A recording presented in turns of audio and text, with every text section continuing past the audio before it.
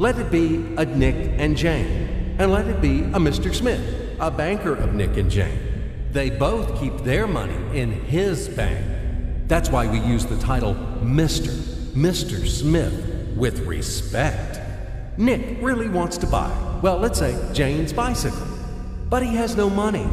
More precisely, he has money, but not enough, only $10, while Jane wants $100 for her precious bicycle. That's a problem. What should Nick do? Well, this bicycle is so desirable.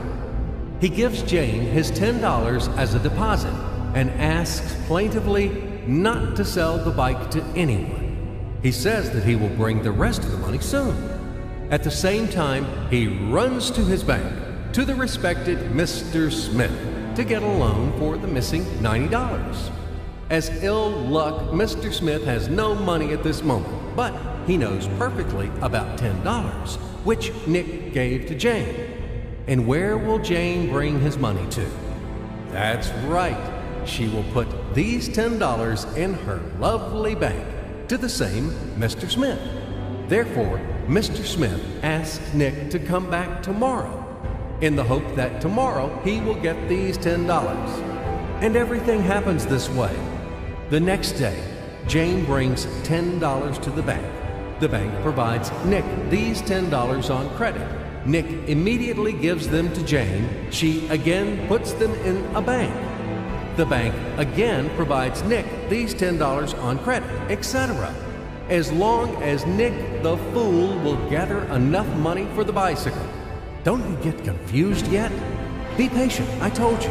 These demons have been trying to confuse you during 1,000 years. These damn economists and financiers. But anyway, we will figure everything out. So what do we have in the end? Nick finally got the bike from Jane. Wow! But at the same time, Nick owes $90 to the bank, Mr. Smith, and the bank, in its turn, owes $100 to Jane. In other words, those $10, which existed initially, have magically turned into $200, $190 of debts plus real $10.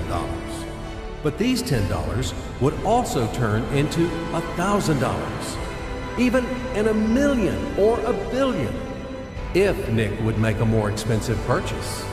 In this case, our $10 would make the increasing number of its cycles, circuits from hands to hands.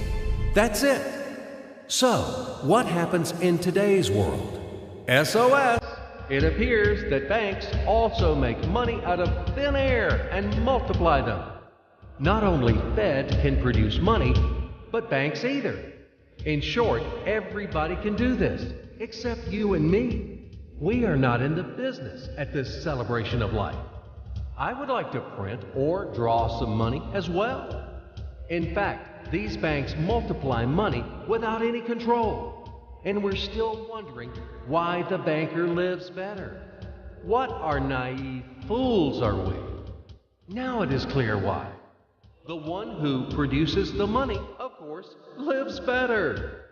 But this is not enough. From this moment, poor Nick will never be able to repay his debts owed to the bank, no matter how hard he would work.